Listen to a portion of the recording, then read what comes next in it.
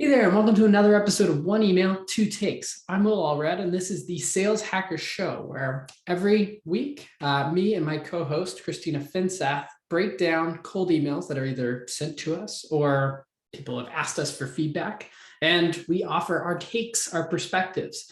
Now, you can tell I'm writing solo this week, so I've put together two different versions of an email that was sent to me. But before I dive into those emails, check out this new shirt that the team at Sales Hacker got me. Turns out Christina and I have been saying always be testing so many times that I love how I just totally didn't get that right. But we've been saying always be testing so many times that the marketing team over there finally decided to send us a t-shirt with it.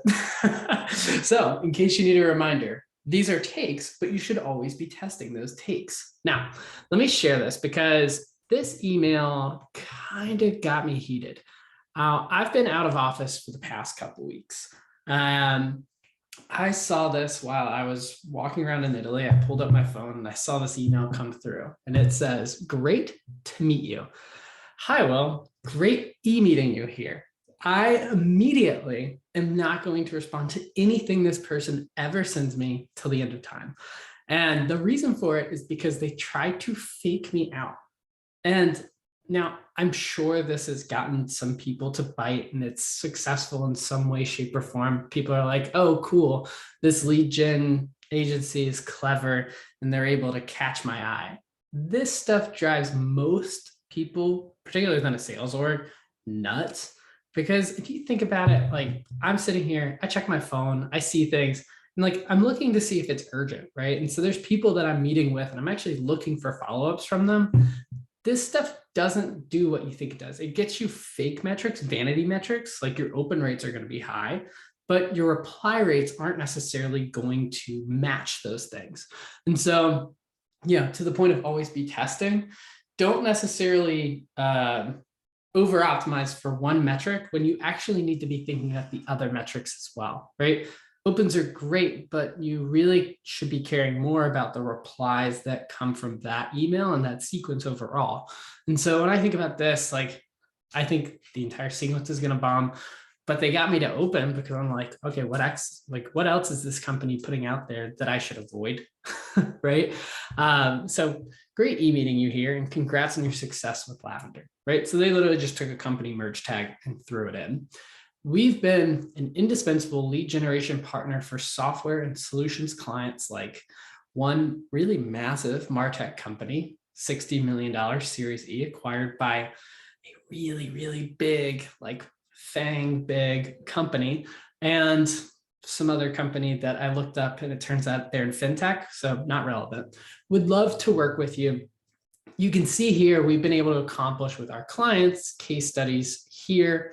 Got some time this week to chat. There's so many things going on with this email that I got a little wrapped up on the opener, but first and foremost would be the linking within that cold email. So they've got one link here. The client names were actually hyperlinked as well. So I mentioned I looked up what the other company was. I just clicked the link. So I'm looking at that and I'm like, okay, 3 links in a cold email, the spam filter is salivating at an email like this because it's heading straight for a brick wall. Now it got through to me, so they must be using some sort of email warming service to help keep that deliverability up. But overall, if that company's not filtering through domains, they're going to eventually run into a spam filter problem with emails like this. Now, the other thing that drives me nuts is have some time to chat this week.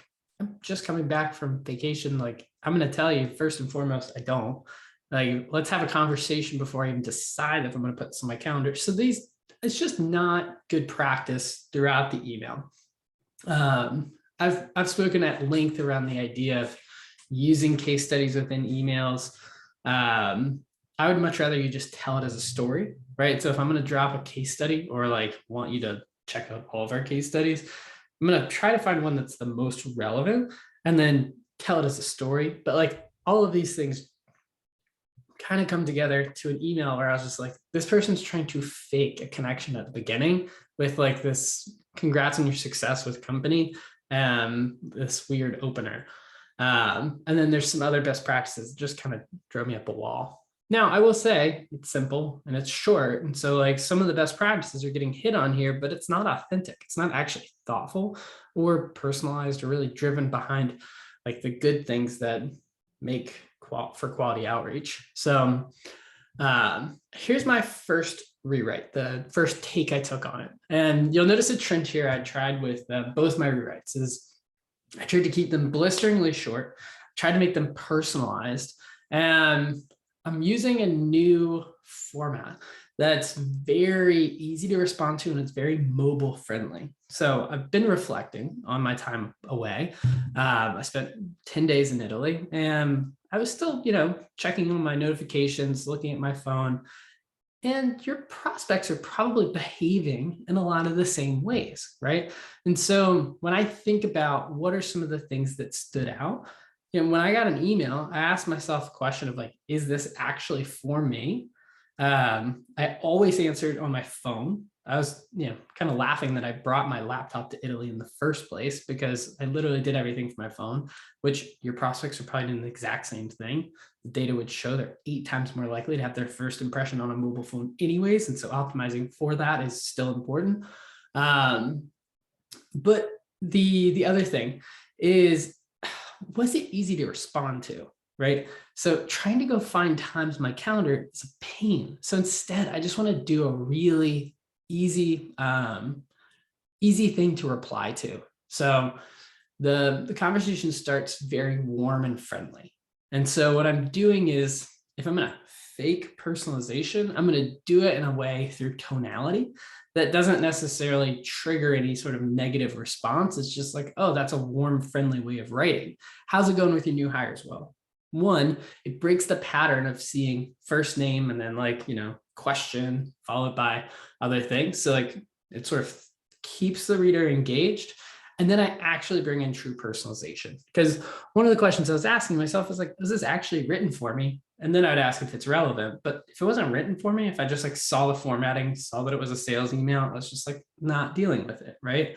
And your prospects are doing the same thing during summer. It's why reply rates are typically at their lowest in June and July.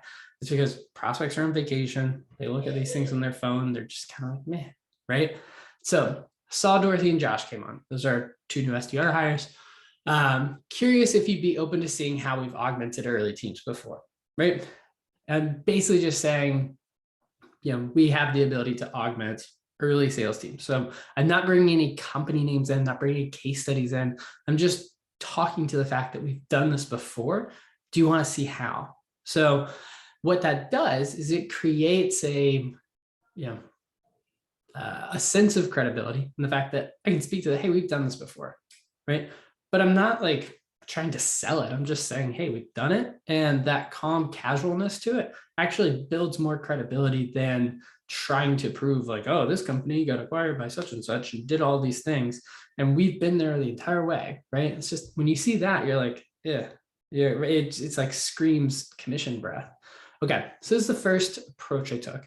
I took another approach to it using a similar style, a similar pattern. So this one sort of takes from the same angle of if I'm trying to pique this like idea of like cheeky tricksterdom of like getting them to open and engage with it. And so I'm almost like faking as though I'm trying to get hired, when in reality, I am trying to get hired as this lead generation services company. And so you've done hiring SDRs well.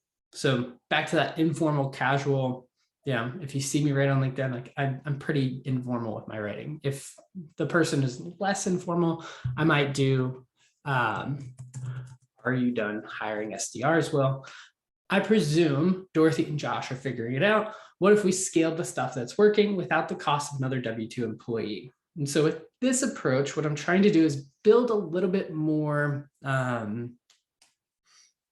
what's the word I'm looking for? Concreteness around what it is that we actually do and some of the benefit that comes from that.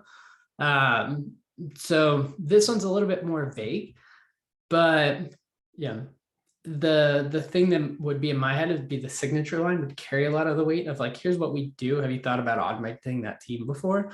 And this takes a slightly different approach to, getting that, that door opened, but also doing it in a way that doesn't necessarily feel inauthentic. So a couple takes of how you can approach these things to generate conversation without being that, that person where you're looking at it and you say, oh, you got me. That's kind of terrible.